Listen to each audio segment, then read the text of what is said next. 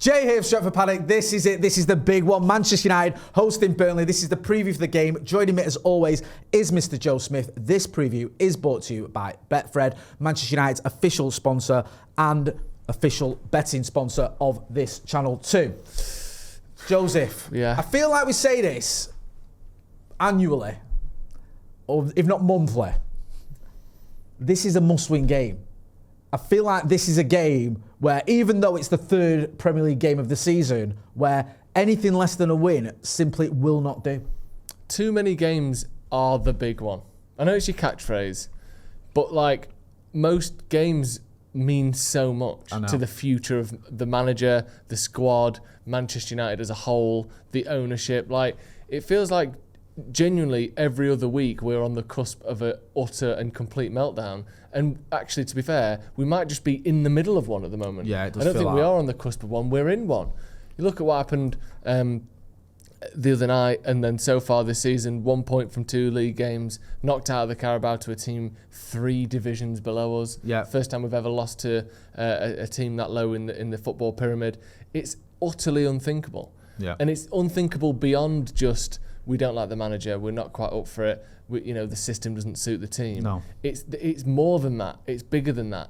And the fact that it's been this bad for this long is quite frankly bizarre. And like you said, it's become a must-win. It might even be beyond that. It might even just be must sort of get through and see what happens afterwards. If United win 6-0 and look amazing, obviously we'll be sat here looking for the positives. If it goes back to a very good performance and United win comfortably, we can maybe start thinking, well, still early on, But anything other than a convincing performance and a convincing win, it's going to be really difficult to pretend that, the manager isn't talking about leaving and talking about the players not wanting to be there anymore. It's bizarre. 3 games into the season and we're already sat here saying this. Yeah, I mean, it sounds bizarre, it sounds melodramatic, but we have to be honest about the situation we're in. And me and you said earlier, we're dismissing last season, it doesn't count. But it does though. In real life, it counts. We played those games, a big chunk of them under this current manager. We finished 15th and we wanted to see a reaction. We went out in January, made a couple of signings, but in the summer we made 3 big signings in Brian Mbeumo, Mateus Cunha and Benjamin Sesko. I know obviously Diego Leon came in as well, but those 3 signings were a statement of intent and a statement of backing this manager. Now, you might argue we should have bought more players, a midfielder, a goalkeeper, I understand all that, but we still spent quite a lot of money. And we've gone into this season, and yes, the performance against Arsenal was good. We all said that. Fulham wasn't good enough, and Grimsby was disastrous. So there is pressure and question marks. For a reason, it isn't just us being hyperbolic. This is the reality of where Manchester United are at the minute.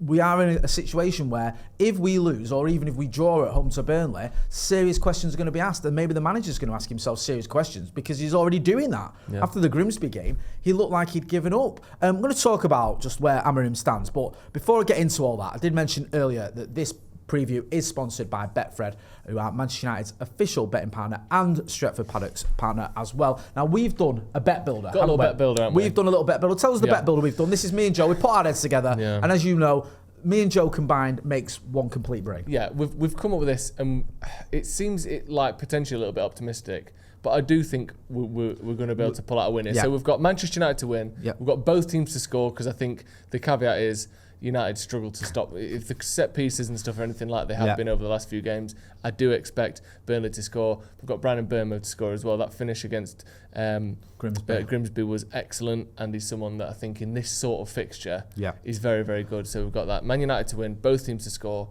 and Brian Mbeumo to score. At 5-1, I think that's very good personally. Yeah, I think we'll get a reaction from Mbeumo. He scored a goal against Grimsby. I think he's played quite well this season, and also missing a penalty. I think he'll want to sort of redeem himself, if that's the right word. Just do remember though, Betfred rules apply. Maximum stakes may vary. Prices are correct at the time of recording, and be gamble aware 18 plus. Let's talk then about this whole sort of last dance. Is this Ruben Amorim's last game? It sounds ridiculous. I'm saying it out loud, and I know I can hear people screaming at the screen going, Jay, what are you on about? How can this be his last game? We're 3 games into the season. I've watched the interviews with him. I've seen what he said. Anyone who thinks I'm talking nonsense, go and watch every single interview he gave post Grimsby and tell me that didn't sound like a man who's had enough. Yeah. That's my concern or my feeling. Isn't just that this is an Ineos decision. It feels more like it's a Ruben Amorim decision. What do you make of it? Yeah, I mean, he spoke about how the players sort of told everyone what they're thinking. And obviously, really loud, spoke really loud was one. But the thing is, he sort of did this across the Man United interview, the ITV interview, the Sky Sports interview. Yeah. It wasn't a one-time slip of the tongue. No. He went to all of these interviews desperate to say, my players showed you what they think today. Yep. And he said it in multiple different ways across multiple different interviews. And he didn't go into specifics and say that they want me out, that they don't like the system, that they're not good enough, that they don't like each other, that, you know, all of the things that it could be. He didn't specifically say what it was, and it was a little bit cryptic when really pushed on it.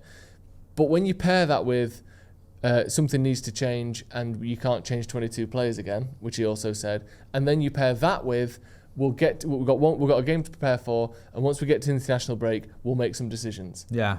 When you put all those things together, you get to rule out 2 or 3 of those options about what he's talking about. It really only seems like he's talking about the players don't want him to be there. No. The players don't want to do his system. They're the 2 that I think sort of remain when you put all those things together. And like I said, when you add in the fact that he said, let's get this game out of the way, the Burnley game, we'll prepare for this game, and then we'll see where we're up to, and then we can make some decisions.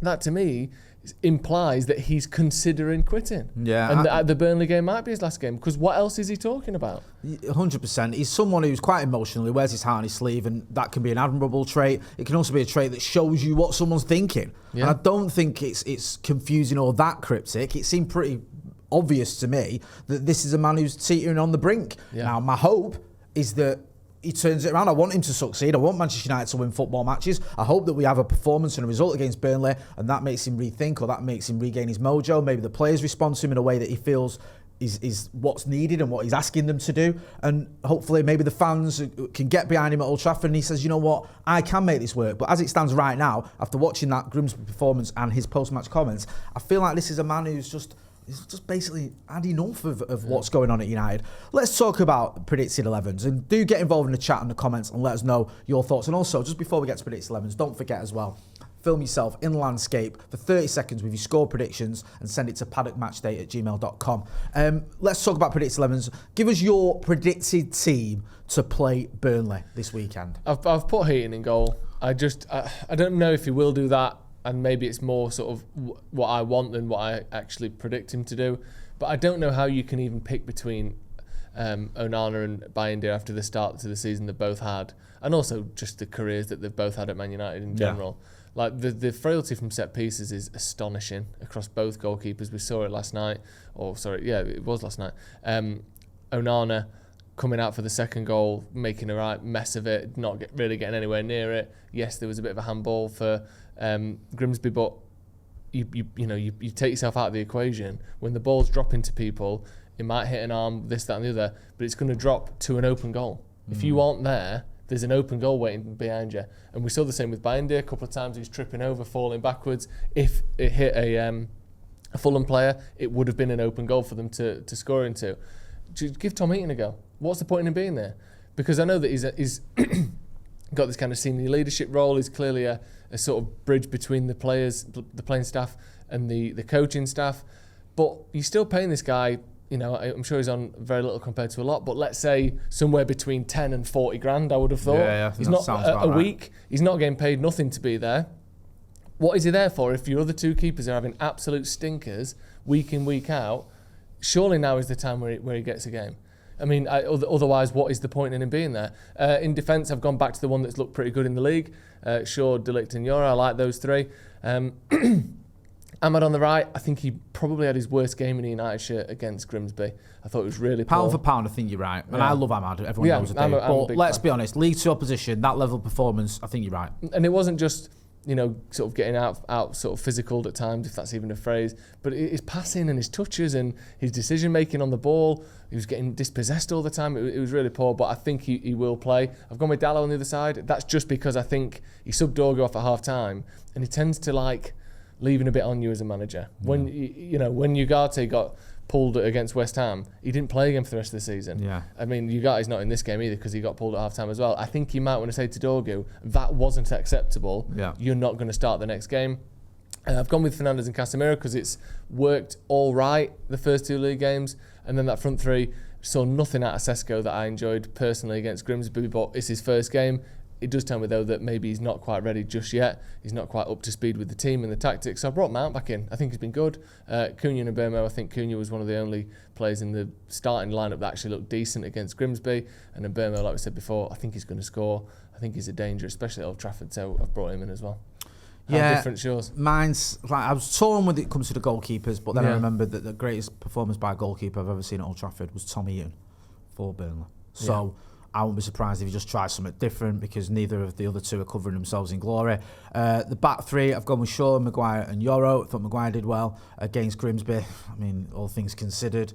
I do like De Ligt, and I know he didn't play the full game the other day, but I just feel like he might just go with Shaw, Maguire and Yoro for this one. I agree with what you say about midfield. I've kept Dogu in the team. It wasn't a great performance, but I think he's had a good pre-season, and I think he's shown signs that he can be the right guy for that left wing-back position. And I think Amorim might just say, look, you know what, put Grimsby behind you, go, show me what you're about this game. I want to see a reaction from some of the players. I want to see a reaction from you. I agree with what you say about Benjamin Sesko. I don't think he's ready to start 2 games in 4 days, whatever it'd be, anyway, regardless of his performance against Grimsby. So Mason Mount, who's done quite well this season, comes back in. I think you're right there. And Cunha and Mbumo, who, despite both missing the penalties, actually probably emerged from the Grimsby game relatively unscathed in terms of reputation. Let me know what you think. Get involved in the chat in the comments. Let us know whether you agree with Joe or myself or neither of us. Just let us know your 11s. Let's talk about Burnley then. Yeah. Because they obviously did very well last season in the Championship, got promoted, finished just behind Leeds. I think they conceded 16 goals. Yeah, that's in 46 games. That is astonishing. I mean, that's Jose Mourinho at Chelsea levels of defensive excellence, isn't it? I know it's the Championship, but you can't fault it. It's absolutely phenomenal. They've come into the Premier League obviously this season, and they've started off better than we have. They've had a win and a loss, so it's not too grim for them, and they're currently mid-table. It's obviously far too early to tell, but I suppose they've had a bit of a wake-up call at Spurs, where they was roundly beaten, but then facing another team that's promoted. There's always a little caveat there, but they did well against Sunderland to win 2-0. So doing quite well under Scott Parker, it's safe to say. Yeah, it's just a question of, is he good enough for this level, isn't it? Yep. I mean, it's a little bit glass house throwing stones. I appreciate that with the state we're in with our manager. I watched the Tottenham Burnley game, and Tottenham sort of pissed through him a little bit. Yeah. They played well that game, Tottenham, and pressed well and pushed really hard, and Richarlison was excellent, and he got 2 goals, but it didn't look like a team that is going to have a load of clean sheets this season. Now, like you said, they backed that up with a clean sheet against Sunderland, but that's a fellow sort of Championship team from last season, isn't it? So we'll say they're a decent team, and maybe a bit of not a bogey team, because I don't think we've lost to them loads, but maybe not the sort of team you want to play against. But then who do we want to play against anymore? Who do we feel comfortable beating? Like, I'd almost feel, if I could pick anyone right now for us to play, it would be someone like probably like Chelsea at home or something. Even though we don't beat them very often, I feel as though we'd raise our game. We'd raise our Chelsea, game, and they're not that good. Yeah. But even then, we'd probably just lose in a sort of relatively valiant performance. Yeah. This is it again. We're back to must-win scenarios. We've said before. Burnley are a decent team. They try and play decent football, but they were based on not conceding a lot of goals. How that will translate to the Premier League, like we said before, is one to watch out for. But United can't be sat there going, oh, they're brilliant defensively, we're going to struggle here. However, we don't score against anyone. No, I agree. And there's a few ex-Reds in the team as well. You've got Martin Dubravka, you've got Hannibal Mejbri, of course, and you've also got Axel Tuanzebe. So, I worry that this is going to write itself, this narrative, this storyline, innit? But let's not be too negative. We should be able to beat Burnley, although I said that about Grimsby. Go on, Joe. All things considered, all that being said, give me your score prediction. What do we even look like? If we start the game looking like a proper team, and we go out there, first 20 minutes like we saw against Arsenal, against Fulham, I think we'll probably get a goal this time. I don't think we're going to keep missing loads of chances every single week. But if they look like they've given up on the manager and it's all exploded post Grimsby, who knows what this could even be. I'm going to go and be optimistic and say we're going to have a strong start, get an early goal, and I think 2-1 to Man United. 2-1 to Manchester United. Yeah, I like that. I think we'll turn up this weekend. I say that almost every weekend, and I'm invariably wrong. But I think we will. I think the crowd will be up for it. I think the players will want to show something, and I think we'll beat Burnley. I think Burnley are a decent team, but yes, they had a good defensive record in the Championship, but that doesn't mean a lot in the Premier League. So I'm going to go 3-1 United. And I think 3-1 might be enough to just give Amorim pause for thought. Bit of movement. Where he thinks, all right, 3-1 over to Burnley doesn't mean all is rosy, but it might be enough to say, can I carry on and get some out of this team? Let me know what you think. Get involved in the chat in the comments. Don't forget to send us your score predictions to paddockmatchday@gmail.com. Don't forget to check out the link in the description for our bet builder as well. The 5-1 Manchester United to win, both teams to score, and Brian and Bumo to get a goal. Always remember though, 18+, be gamble aware. Betfred rules do apply. Maximum stakes may vary and prices are correct at the time of recording. Joe, always a pleasure, never a chore. You're going to be on the watch along. I will be. That's been Joe Smith. I'm Jay Marty. This has been a preview Manchester United versus Burnley. Thanks for watching.